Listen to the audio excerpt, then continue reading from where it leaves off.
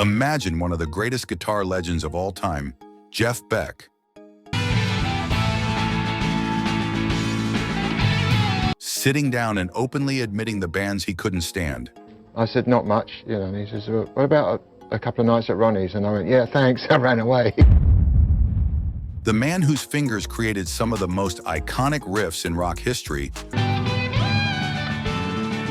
whose music shaped generations, wasn't just a quiet genius behind the guitar.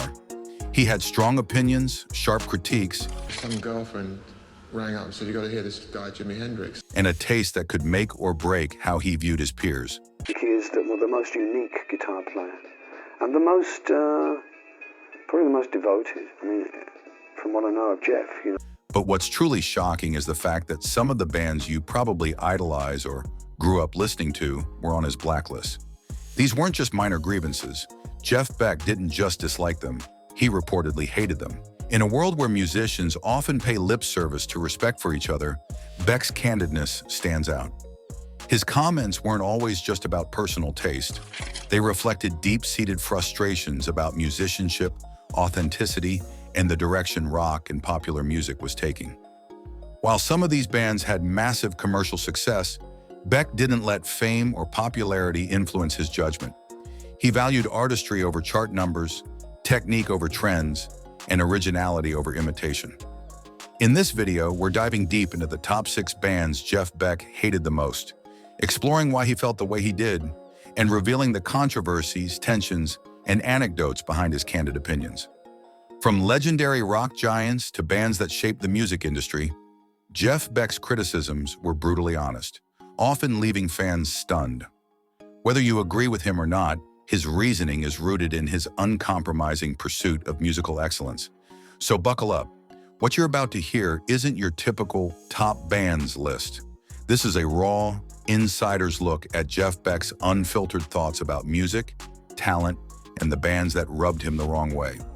Some of these might surprise you, others might make you rethink the way you listen to their music, but all of it gives a glimpse into the mind of a true guitar legend. Stay tuned until the end. The final point will truly surprise you. 1. Led Zeppelin. Overrated or overhyped? When you think of rock royalty, Led Zeppelin immediately comes to mind. The band's influence on hard rock, blues, and heavy metal is undeniable. From the thunderous drums of John Bonham to Jimmy Page's intricate guitar work and Robert Plant's soaring vocals, they're often considered untouchable. Yet Jeff Beck, a contemporary of Jimmy Page and the Yardbirds, Ladies and gentlemen, a big champion of Led Zeppelin, right here, Jimmy Page, had a very different take. Beck reportedly felt that Zeppelin, despite their undeniable talent, leaned too heavily on image, theatrics, and excessive showmanship. To him, their live performances often prioritized spectacle over substance. While Page's guitar work was technically impressive, Beck believed that Zeppelin's music sometimes relied on repetition rather than innovation. According to interviews and accounts from people close to him, Beck felt the band chased fame more than musical integrity, which clashed with his own approach to creating music, one that focused on experimentation, nuance, and the sheer purity of sound. Another point of contention for Beck was the songwriting style. Zeppelin's music often drew heavily from blues legends, sometimes without giving proper credit. Beck, who had immense respect for blues pioneers, reportedly disliked what he saw as borrowing without reverence. While this didn't diminish Zeppelin's success or impact, it made him skeptical of their authenticity. Beck also wasn't shy about criticizing Plant's vocal style in some interviews. He argued that the theatrics occasionally overshadowed the music itself, which for a guitarist so attuned to tone and expression was a deal-breaker. It's not that Beck couldn't appreciate Zeppelin entirely. He acknowledged their technical skill, but he believed the hype surrounding them far exceeded their actual musical contribution. In essence, for Beck, Zeppelin represented the commercialization of rock music at the expense of artistry. While millions of fans saw magic, Beck saw a band that, in his eyes, sometimes sacrificed integrity for popularity. Beyond technical skill and stage theatrics, Beck's criticisms of Led Zeppelin also touched on their creative direction. He reportedly felt that some of their music, particularly the later albums, relied heavily on repeating formulas that had already proven successful. While fans hailed tracks like Stairway to Heaven or Kashmir as masterpieces, Beck believed that the band occasionally traded innovation for predictability. He was especially critical of their tendency to lean on extended guitar solos and elaborate arrangements that, in his eyes, sometimes masked a lack of fresh ideas. 2. The Rolling Stones. Style over substance? Few bands embody rock and roll swagger like the Rolling Stones. Their riffs, attitude, and stage presence have inspired countless musicians, and their commercial success is undeniable. Yet Jeff Beck, a peer and sometimes contemporary in the British rock scene, reportedly had serious reservations about them. For Beck, the Stones symbolize flashover finesse, a band that prioritized image, charisma, and commercial appeal over true musicianship. Beck's criticism wasn't personal. It was rooted in his deep respect for technical skill. While Mick Jagger's stage presence and charisma could captivate arenas, Beck believed that the musicality often didn't match the hype. He reportedly argued that the Stones' guitar work, though influential, lacked the precision, innovation, and inventiveness he valued. To a guitarist who spent hours perfecting tone, phrasing, and improvisation, the Stones' more straightforward blues-based riffs often felt formulaic. Another point of contention was their relentless pursuit of popularity. Jeff Beck was famously uncompromising with his art. He experimented with jazz rock fusion, used unconventional techniques, and constantly pushed the boundaries of guitar playing. In contrast, the Stones' music, while undeniably iconic, followed a commercial blueprint that Beck found frustrating. He reportedly felt they were content riding the wave of fame rather than challenging themselves musically. Beck also had a nuanced issue with the band's image.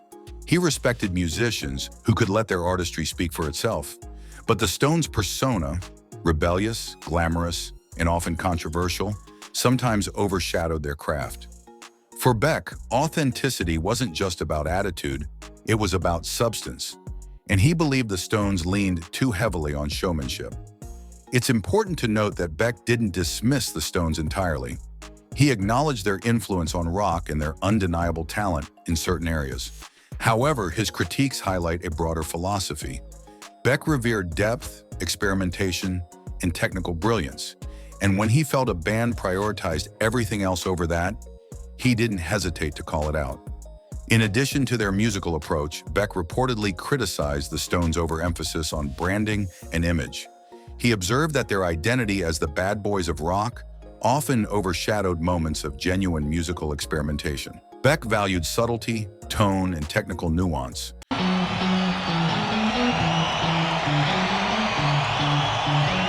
which contrasted sharply with the Stones' more flamboyant approach. Their consistent chart success and pop culture presence, while impressive, allegedly reinforced a formulaic style rather than encouraging bold artistic exploration.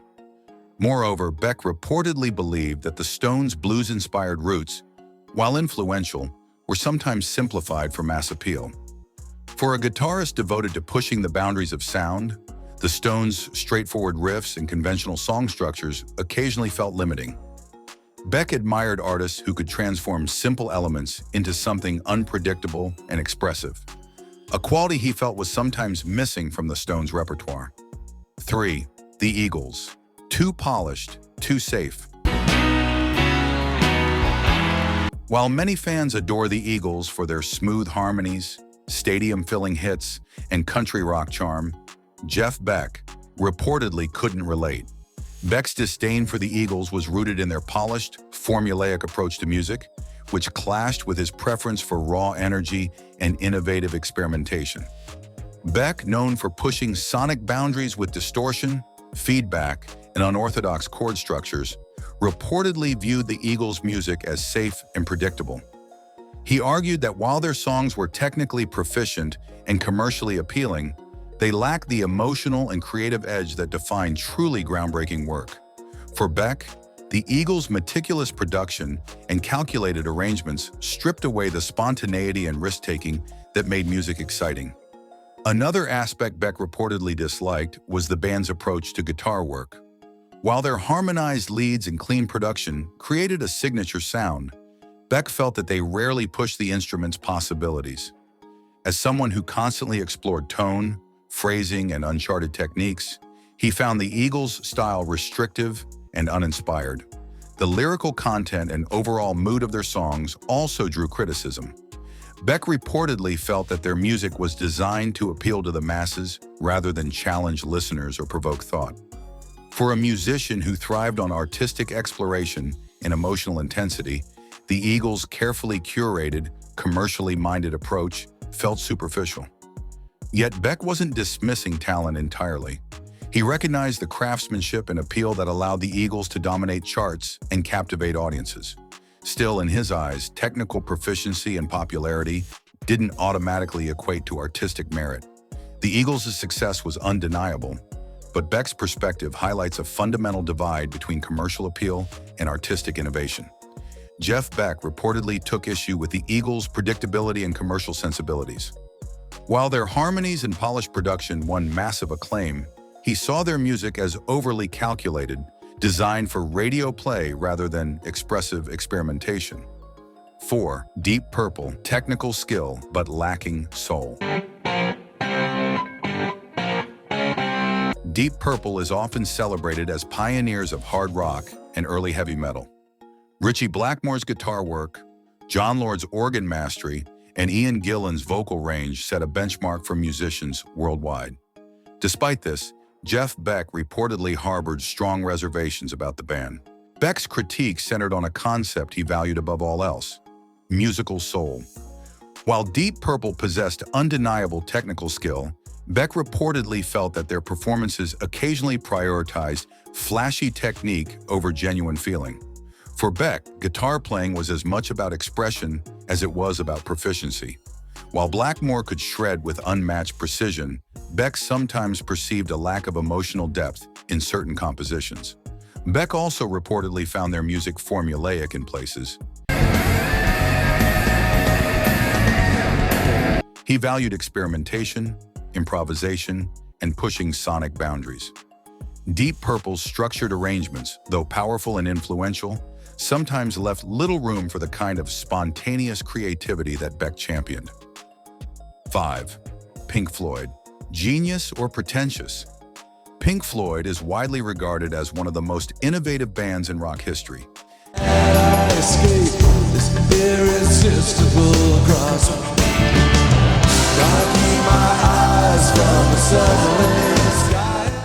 Albums like The Dark Side of the Moon and Wish You Were Here are celebrated for their conceptual depth, intricate production, and boundary-pushing soundscapes.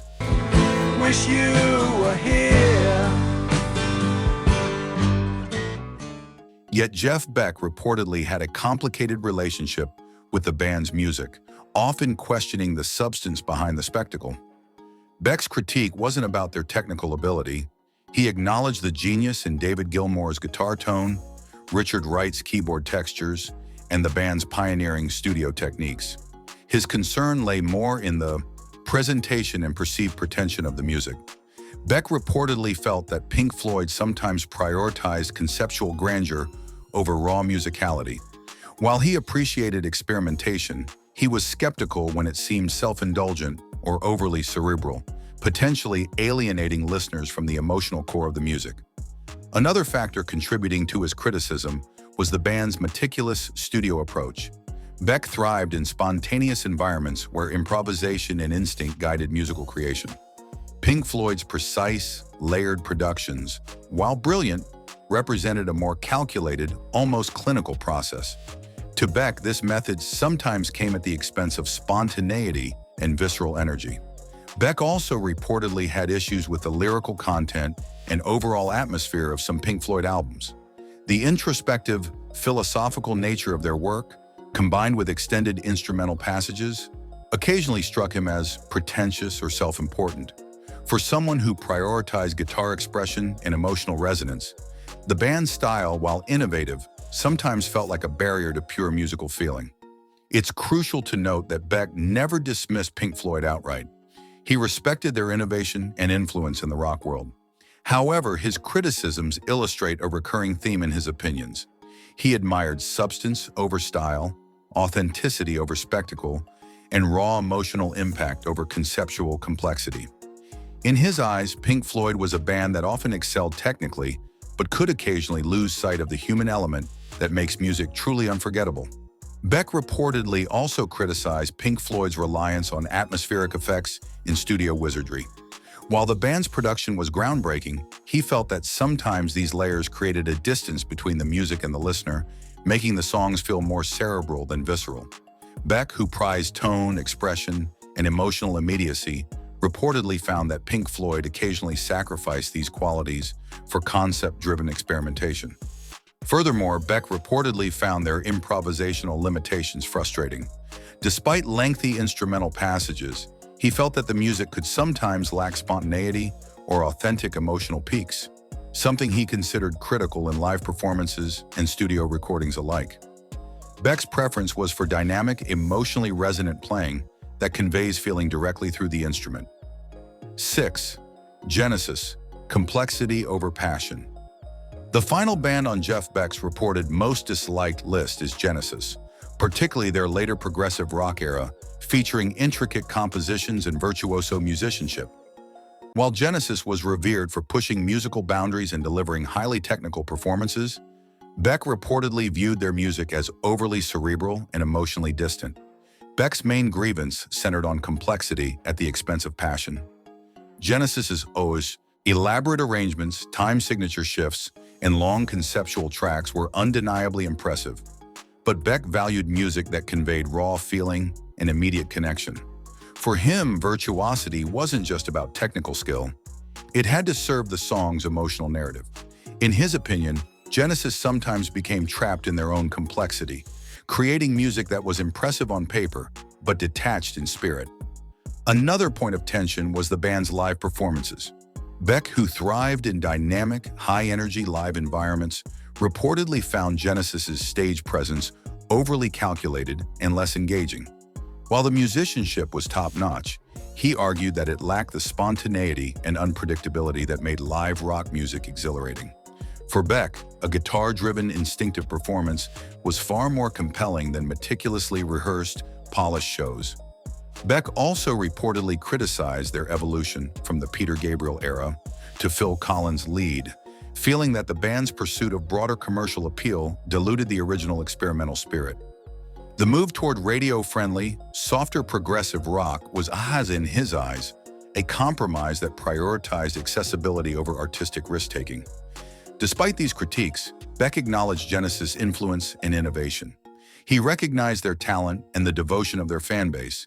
But in his uncompromising perspective, Genesis represented a band whose technical brilliance occasionally overshadowed emotional authenticity. In addition to their technical complexity, Beck reportedly criticized Genesis for sometimes prioritizing intricate structures over human expression. While he respected their ability to execute challenging compositions, he believed the emotional resonance of the music occasionally suffered. Beck's own playing emphasized tone, phrasing, and spontaneous emotion, qualities he reportedly found less evident in Genesis' highly structured arrangements. He also reportedly found the band's use of extended instrumental sections and progressive motifs occasionally indulgent. While these elements showcase musicianship, Beck argued they risked alienating listeners by focusing on complexity rather than feeling. In his eyes, music should connect viscerally, not just impress technically. Jeff Beck's candid critiques remind us that even legends have strong opinions. His willingness to speak out against commercially successful or critically acclaimed bands highlights his uncompromising commitment to artistry, emotional depth, and technical mastery. Whether you agree with him or not, these revelations shed light on what truly mattered to one of rock's greatest guitarists: substance, authenticity, and soul over hype, flash, or popularity. So next time you listen to your favorite band, consider Beck's perspective. Technical skill, commercial success, and massive fan followings don't automatically equate to musical greatness in the eyes of a true artist. And for Jeff Beck, honesty about artistry wasn't optional. It was essential. If you enjoyed this deep dive into Jeff Beck's unfiltered opinions, make sure to like, comment, and subscribe. Let us know in the comments which of these bands surprised you the most and which ones you think Beck got wrong. Your thoughts might just spark the next discussion in our music analysis series.